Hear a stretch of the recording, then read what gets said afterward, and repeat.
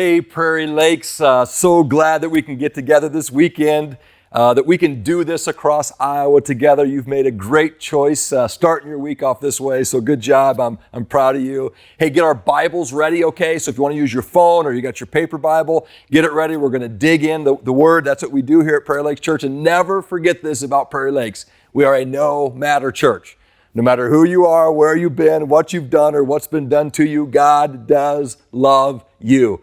And anybody that says anything less than that, man, they are feeding you a line. So we're so glad you're here. Really good job. Hey, a couple of very quick highlights, just God things, okay? The first one is this. Man, last weekend at Osage and Fort Dodge, they did kind of after-church parties and trucks and fun and great invite opportunities. So great job, you guys. Well done. Here's another yay God. Decorah did their first Bless Your City weekend. And we had a group of people that got together from our Decorah campus and from our missions team, and they went up and they just blessed their city and helped with some park work. It does me great joy when I see that. So good job, Decorah. And hey, one more cool thing. This is great. This weekend right now, we have our worship team, some of our worship team from our Decorah campus, which by the way isn't meeting yet, but they're leading worship or helping lead worship at our New Hampton campus. So, that's the coolest thing ever. So we're just very grateful. God's doing a lot of great stuff. All right. So we're at the final weekend of this 4-week series we've been doing through June to start off the crazy summer of 2021 in our Reach series. And the whole point of this Reach series was to reach our little Iowas, right? Reach our little Iowas for the kingdom. And remember what our little Iowa is. Little Iowa is where you live, work, and play. These are your friends, neighbors, co-workers, relatives, servers, right? Your regular contact people, the proximity people. It's the place where God has planted you as a God follower. That's where He's got you. So the whole point of this is let's reach our little Iowa. Let's go. So we started 3 weeks ago with some low-hanging fruit. We said, hey, let's start with our heart. And the challenge was this, do a prayer walk. Start walking around and start praying. And then week 2, I talked about shifting your gaze, and that was just, hey, head up, eyes open as you're out and about in your little Iowa. Just be intentional, right? Be intentional, right? So be ready and be looking for opportunities.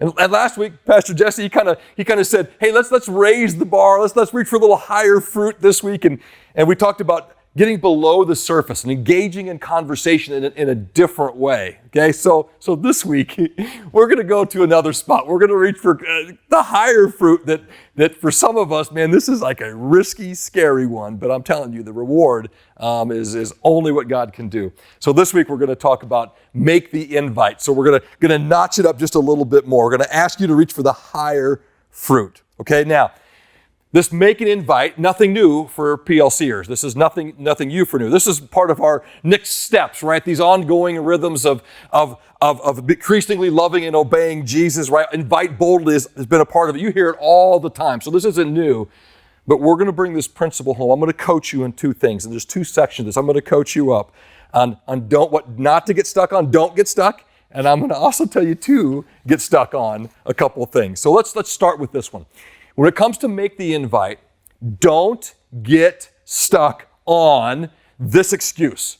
But I'm not wired that way, okay? So right now, listen, I know it. I'm not making fun of anybody. I'm not degrading anybody. But listen, this is an excuse that you can use to be disobedient to God when it comes to this area of making an invite. So we can't get stuck on, but I'm not that way. I know there are some people, I've heard this, but I'm not like you, Pastor John, or I'm not like you, Pastor Cora, I'm not like you, Pastor Kyle, I'm not like you, Pastor Anna, like you, Pastor Phil, I'm not like you, Pastor Matt, right? We hear that all the time. Or I'm not like that gal that can just talk to anybody, or I'm not like that guy who's really good at relationship, he's super relationship, or those people who have their lives together. I'm not like them. Listen, you can't get stuck on, but I'm not wired that way. Paul in Colossians, he starts to talk about who we are in Christ, and he does this. And at the very end of Colossians 1, he says this. He says, talking about Jesus, he says, this Jesus, right, the invite, he is the one we proclaim, admonishing, teaching everyone with all wisdom, so that we may present everyone fully mature in Christ. Now, at the bottom is what I really love about this one. And he says, to this end, right, so I'm cooperating with God, right, I'm being obedient, I strenuously contend Okay, so I work at this. I try, right? I'm taking these challenges. I'm prayer walking. I'm being intentional. I'm trying to get the conversations going. I strenuously contend with all the energy that Christ so powerfully works in me. See what the issue is? The issue is not my wiring here. He's not calling you to be someone you're not when it comes to this thing called the invite.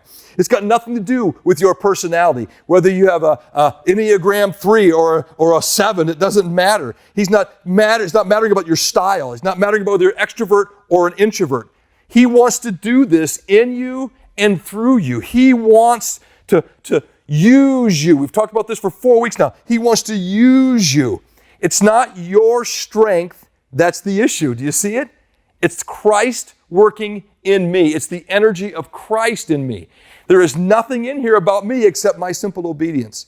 But I'm not that way. We can't do it. Because remember, here's what the issue is. It's not about how you're wired. It's not about how you're wired, but where you're planted. And listen, God planted you right where you are. We talked about this in week 1. This is where you're planted. Your little Iowa is where you're at. And if you're a follower of Jesus, you've made the step over the faith line. You confess that you're a sinner. You believe who Jesus is. Then here's what we know. He has got you exactly where he wants you until you're not there anymore. It's not about your wiring. It's not about your personality. Okay? This is about what Jesus has planted you. This is about what he wants of you. So we've got to lose this, right? We just can't get stuck on this, but I'm not wired that way. All right, so that's the one I just don't get stuck on that one. Here's the second one that I don't get stuck on. Don't get stuck on this one. But I don't have, and you fill in the blank, right? But I don't have a big enough house. Well, I don't have the right kind of back porch. Well, I don't have a Blackstone griddle like you, Pastor John, right? I don't have the time. I don't have the money. I don't have the toys, right? And we have all of this, right? We have lots of these times where we can all say, well, I want to do this invite thing and I want to make the invite, but I don't have, and so you get stuck and they never move further and you lose obedience to Jesus in that. Now, in John 6, there's a passage that's just terrific, and it's the passage of the feeding of the 5,000. Now, there's 2 of these stories in the Gospels, but the John 6 one is the feeding of the 5,000, and the crowd's coming in, right, and they're gathering, and it says in verse 5 of chapter 6, it says, when Jesus looked up and saw a great crowd coming toward him, he said to Philip was one of the apostles, he said, where should we buy bread for these people to eat, right? So here's Jesus looking at Philip, and Philip, he's just like, nah. He had no idea. So he asked this only to test him, for he already had in mind what he was going to do. Philip answered him, 8 months' wages would not buy enough bread for each one to have a bite. And another disciple, Andrew, Simon Peter's brother, spoke up. And I want you to catch this now because here's the verse. Look at it. Here's a boy with 5 small barley loaves and 2 small fish. But how far will they go among so many? But just look at the emphasis that John puts in this. 5 small and 2 small, right? So he's just minimizing. This guy doesn't have, this kid, and it's a boy, he doesn't have a big house. He doesn't have a giant patio. He doesn't have a big barbecue pit. He doesn't have all the toys. But here's the issue, my friends. If we sit and we get stuck on this, what I don't have, we are never going to be obedient to Jesus in this area. We are never going to be. This boy offered just what he had. Catch this now. It's not about what you don't have, but offering what you do have. God has put you right where you are. God has got you in the place that you have. God has given you all that you have. The focus is not on what I don't have. Oh, if I had a bigger living room. Oh, if I just had a better, stop. It's not about what you don't have, but it's about offering what you do have. That's the key. We can't get stuck. Don't get stuck on, but I'm not wired that way, and don't get stuck on, but I don't have. Okay, don't do it. Because when you focus on what I'm not and what I don't have, or the risk that it's going to take, or what it might cost me, and it's going to get you stuck, and you'll never, ever, ever make an invite. This week, I did a video Zoom with one of our PLC gals who was in this stuck spot on the invite. Watch this. Hey, Rachel, give us a quick bio so we can get to know you. Hi, everybody. My name is Rachel DeZarn. I attend the Cedar Falls campus with my husband, Derek. My two daughters, Cora, she's 7. Natalie, she is 13, just turned 13. 2 little puppies at home, and we love our Cedar Falls campus. That's awesome. And can't forget the fur babies, can't forget them. Hey, Rachel, I want to get right to it with you. We're talking about make an invite, right? Make the invite. Yeah. And this is a big one for you. This is one you had to really do some work on. So tell us how you kind of walked through this. Yeah, so I was at a volunteer training. Michelle Eblin was leading that, and obviously for volunteering, we're already, serving with the church and wanting to have that outreach and support our our campus.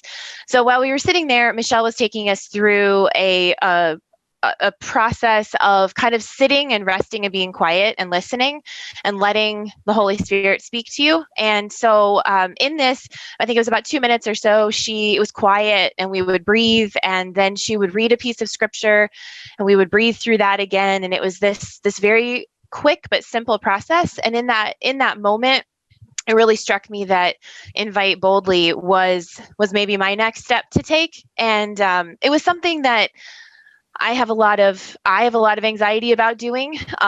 Relationships for me sometimes are hard, and I don't walk into all of this great group of friends, so easily. Right. So it's hard when you have a really tight relationship with people and really close relationships to sometimes talk about those topics that can be a little hot button. And so I usually stay away from them. It's just easier. I have. It's hard to get friends. I don't want to screw it up and lose them, right? Yeah. But as I'm sitting there, it's like, why would I decide that it's going to hurt you that I reach out to you and ask, would you want to join me? I mean, all you can do is say, no, it doesn't work for me, and that's fine.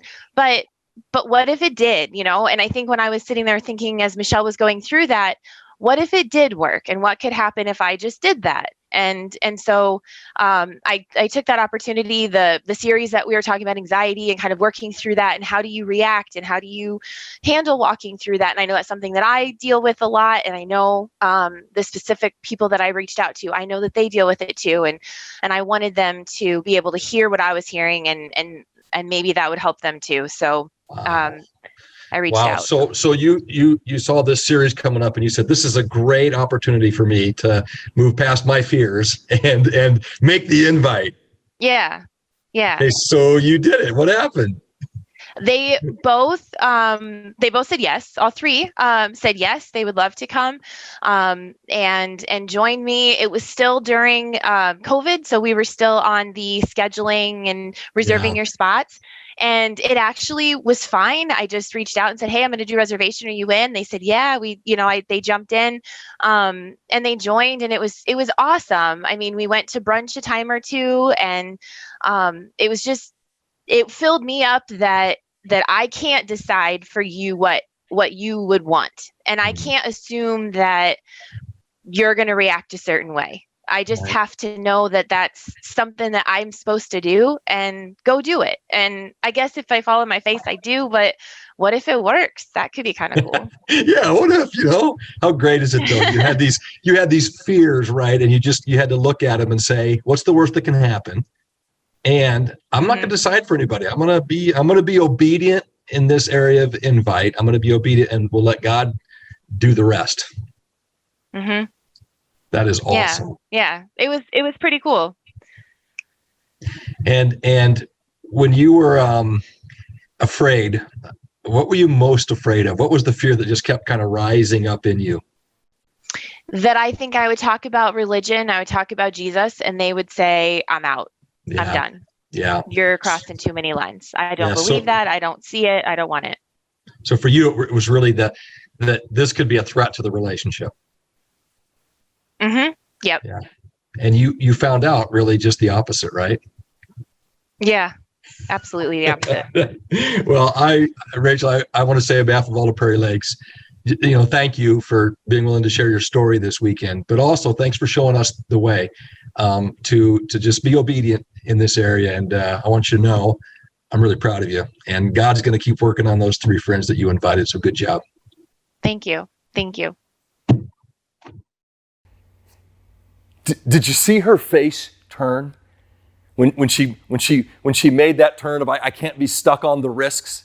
And her face just turned and she said, this is what I need to do. So the question is, right, how do I be like a Rachel and kind of get past that and make the invite? So don't get stuck on those two things. But now, here's where I want to take the turn now. Here's what I want you to get stuck on. So do get stuck on, okay? Do get stuck on. And here's the first one. Do get stuck on this, what Jesus wants for them. Now, listen, there's lots to be scared of. I know that's high fruit to grab and there's risks, and right, we heard it from Rachel, right? We all know this, right? And some of us aren't making any invites at all because we're just stuck on what we have, what we don't have, or what we're not. Okay, we do. But if you can get stuck on what Jesus wants for them, if you can remove those fears and those risks and those don'ts, and if you can remove those, and you can get stuck into your mind and your heart and your spirit, what Jesus wants for them, the same thing he's done for you. It changes everything on the invite. It changes everything. So we want you to get stuck on what Jesus wants for them. Let's all turn to John 14, okay? John 14. So it's Matthew, Mark, Luke, John. And remember, John 14, 15, 16, and 17 are this longest discourse we have of Jesus. So in John 14, we just have some keys. And again, I'm just going to just pick a couple things out of this section. But these biblical principles are exactly this. It's just so clear. Here's what Jesus wants for them. And this is where I want us to get stuck. I want us to be stuck on these things. I want these things to just be stuck in our minds and our hearts. Okay, so everybody look at John 14, okay? So in John 14, Jesus, he starts it like this. Now this is, remember the context. This is the Last Supper is right. This is in the context of just after Last Supper. It's just before he's going to get arrested, okay? And here's what happens. Jesus says to his disciples and to us through the word, don't let your hearts be troubled. Trust in God, trust also in me. And then he says this, and he points them, right? He just takes them out of this tense moment of the Last Supper and the upcoming and impending crucifixion. And he takes them out of that and he says, in my Father's house are many rooms. If that were not so, I would have told you. I'm going there to prepare a place for you. And if I go and prepare a place for you, I will come back and take you to be with me, that you also may be where I am. Do you see what Jesus wants? This is what Jesus wants for all of us. The Bible tells us that God desires that all people would come to him. The Bible tells us that Jesus came to seek and save the lost. The Bible tells us that God so loved the world that he gave, right? So this is what Jesus wants for them. Jesus wants for them this assurance. There's this someday when you take your last breath on this earth, he's got a place for his followers in heaven, and your last breath here will be your first breath there. That's what Jesus wants for them. He wants you to live your life on this earth with your gaze fixed here, also knowing that when this one's done, my reward is set for me because Jesus said it was. That's what he wants for them. That's what he wants. And then Jesus in John 14, 6, then he says this verse, and now this is why the invite, this is why these stepping into these invites, this is why we've been talking about this reach. This is why we pound this all the time at Prairie Lake Church, because John 14, 6, what Jesus says next is the tipping point of the entire Bible. This is one that all of us have to contend with. And so when Jesus says, I'm going to go there and I'll come back, take you to be with me. And then he says, you know the way to the place where I'm going. And then Thomas, right? Thomas, the disciple. And the phrase doubting Thomas comes from this Thomas because later when Jesus rose from the grave, Thomas, he showed up to the disciples and Thomas wasn't there at that time. And they told Thomas, hey, Jesus is alive. And he goes, I'm not going to believe it until I can touch his hands and feel his side where they pierced him. And a little while later, Jesus shows up and says, Thomas, come here, buddy. And that's where we get the phrase doubting Thomas. Well, that Thomas right here asked this simple question. He says, Lord, we don't know where you're going. So how can we know the way? And Jesus answered, and here's 14:6, the tipping point of the Bible. Jesus answers, I am the way and the truth and the life. No one comes to the Father except through me. This is the whole point of Jesus. This is why he left heaven to come to this sin-soaked, sin-stained earth. This is why he walked sinlessly and provided the example for us and fulfilled the law completely. and died for us and bore all the weight of our sin and bore all the weight of our pain, separated from God in death, and then was resurrected from the grave to someday return and take his people home. My friends, this is what Jesus wants for you. This is what Jesus wants for your little Iowa. He wants them to know him and believe in him. He wants them to have that someday reward of heaven. Just this week, friends, just this week, I sat with one of our Prairie Lakes gals she's on the end. It's imminent. We're all imminent, but they're counting her days. And one of the things that's bringing her the most hope, and she can sit there and she can smile, even though she's going to miss her family, she can smile and she can have joy in her life because she knows that this is what Jesus wants for her. This is where Jesus is going to take her, and he's got a place for her, and he's going to get her home. My friends, listen, I want this to get stuck in you. I want this to get stuck. What Jesus wants for them is to have a relationship with him. And in John 14 and 15 and 16, Jesus just pounds away at this, right? So it's not just that he's the only way and he'll give you eternal life, but there's help in this life, right? So a little bit later in verses 15 to 17, Jesus says this, if you love me, keep my commands, right? So if you love me, show me, right? And he says, and I'll ask the Father, and he'll give you another advocate to help you and be with you forever. That's what Jesus wants for you, right? You're not left alone on this earth. The Holy Spirit, he's given the Holy Spirit to you to help you and be with you forever. And then he says, that's the Spirit of truth. The world can't accept him because it neither sees him nor knows him, but you know him. And look what he says, for he lives with you and will be in you. That's what Jesus wants for them. He wants you to have this help in this life, right? And then a little bit later, he says this. He says, but the advocate, right? The Holy Spirit, whom the Father will send in my name, will teach you all things and remind you everything I've said to you. You're not left alone. You have help in this earth of the advocate, and he'll teach you and remind you and help you follow me, help you obey, help you to have strength, okay? And then later in John 16, Jesus says this, I've told you these things so that in me you may have peace. And then he says it like it is, because we all know this, right? In this world you will have trouble, but take heart. I have overcome the world. Listen, you can't get stuck on what I'm not or what I don't have, but you have to get stuck on. You have to get stuck on what Jesus wants from you, what Jesus wants for your friends, what Jesus wants for your little Iowa.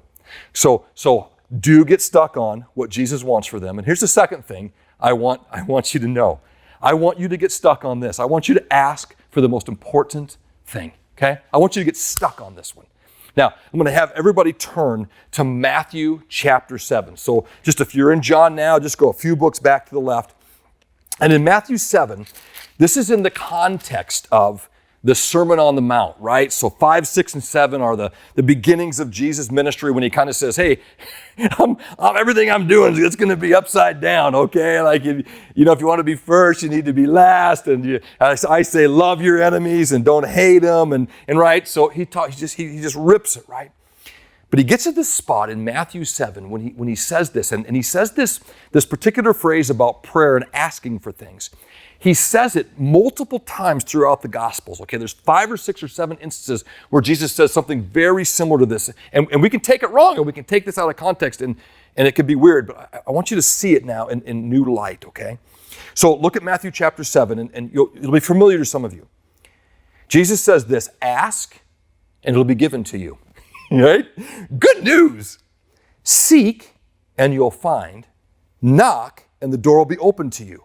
For everyone who asks receives, he who seeks finds, and to him who knocks, the door will be opened. Okay, so this is Jesus saying, come to me, you ask, you seek, and you knock, okay? And you'll get it, okay? And then he says, he kind of goes into this little bit of like a duh, and he says this, he says, well, which of you, if his son asks for bread, will give him a stone? Or if he asks for fish, will give him a snake?